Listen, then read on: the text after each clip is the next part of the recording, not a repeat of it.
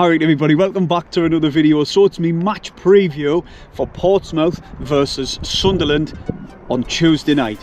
In the Sunderland's last game they won 2-0. It had not a good display, but we was clinical and we got the good job done, and we won't beat Rochdale 2-0 at the Stadium of Light. Just before I start the video, can you please subscribe and hit the thumbs up, and also I'm going to give a few shout outs to the people who got the correct score. There was quite a few of you, so I wrote them down so I wouldn't forget. Daniel Fenwick has got the correct score for the second week in a row. He's become a bit of an expert on this. The Jammy Joe got it right. Neil Hamilton, Sam, John Kirby, Darren Taylor, Joe the Artist, YNW_Jack H and Oliver Bellwood. Congratulations to you. Comment below your score predictions. I'll mention you in the next video. So moving on to Portsmouth. We all can remember when Shrek attacked Luke 09 with the billboard when he fell over, and also, but away man, who's going to attack Luke 09? He's like Mother Teresa, you know what I mean? He's the nicest man in the world. He's always smiling, even when he's getting clattered he'll smile. It's just, I can't believe anyone would do it. But anyway, jokes aside, moving on. Portsmouth, in the last 6 games they've only picked up 4 points, winning 1, drawing 1 and then losing the rest.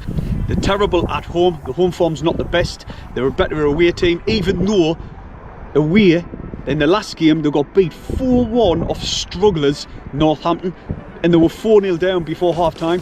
So with that being said, they're in 6th position. They're on 52 points. It's a 6-pointer in my opinion. I know we are in 4th position and they're in 6th, but I still feel any from 6th upwards it's like a 6-pointer any game we play.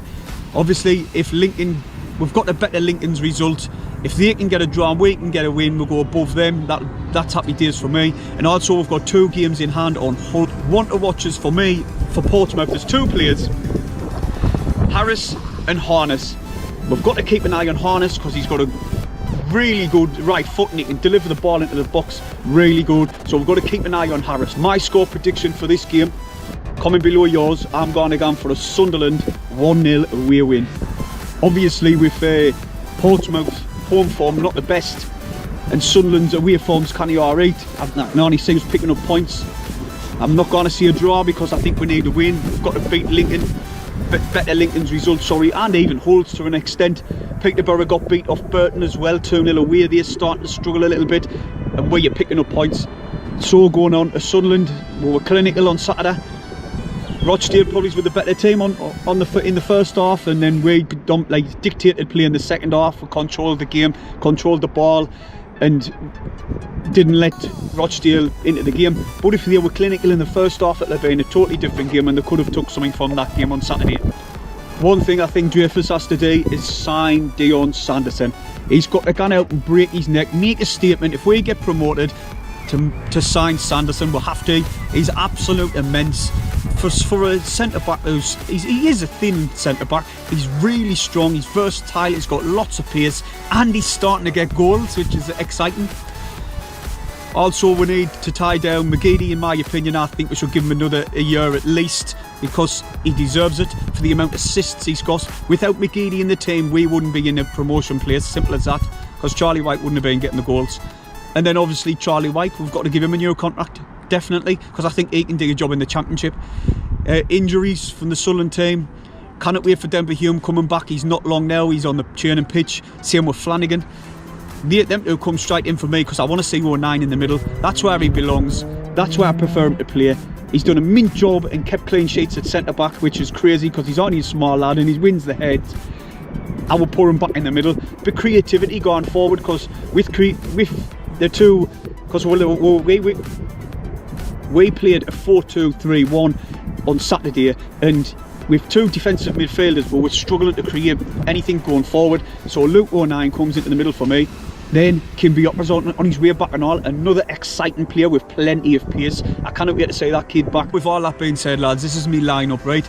I'd gone for exactly the same back 4, and goalkeeper Lee Burge. He was called upon a few times and he done really well against Rochdale. I would put Oliver Younger back in at right back as well. He's getting a bit of game time now, and I think it's because they're going to play him on the Papa John's Trophy, so Oliver Younger gone at right back for a bit more extra game time. Then the 2 centre halves, I didn't even need to tell you really, but I will anyway.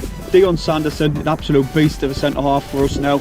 Then obviously Luke O'Neill, who's doing an amazing job, Mr. Versatile. And then left back McFadzean. Do you know what? Against Swindon, he had a good game, he really did. But in my opinion, the second Denver Hume is fit, he can't strike back in the team for me. Like, definitely. He's it just goes to show how good he was when a lot of fans were giving him stick. When he's been injured, look what we've had to contend with Vokins and McFadzean. McFadzean, he did have a poor game against Rochdale. There's a few times he jumping for the ball that was going over his head. I do feel sorry for the lad because he's the only one who seems out of place in the team. So moving up the pitch, it would have to be Max Power in the middle, a bit of a defensive role for me, sitting in front of the defence with alongside Dan Neil. A bit of youth, a bit of energy about him. I've got to put Dan Neil in for me. Like, he's gone forward, he's a bit better, even though Skelwin did play well. Then in front of them, I've gone 4-2-3-1 if you didn't know. In front of them, I'd have on the right hand side Jones again, who was a bit quiet against Rochdale. Yes, he got an assist, but after that he was a bit quiet. Tempers were flared at half time, he was having arguments with Max Power. So Jones comes in for me. Then just behind the striker, Maguire. He's got to start Maguire. Maguire, when he come on, he looked, with his skill and ability, he was easing the pressure off us, because Rochdale were coming at us for the equaliser in the first half, and then in the second half, they were coming at us, and his little bit of skill and ability on the ball was just, he dropped his shoulder and then moved the ball forward and it eased the pressure. So he's got to come in for me. And then on the left side, the man needs no introduction in any which way, shape or form. It's Aidan McGeady. Not past it, not old. His skill and ability is still there. He was doing absolute amazing skill against Rochdale. He was like knocking the ball as if he was going down to the right, and with the same foot he dragged that ball back and then went down the left. Unreal. And then up top, the main man, Charlie White, the absolute goat. He stays in the team for me. With that being said, lads, can you please hit the thumbs up, subscribe if you haven't, I'll see you in the next video.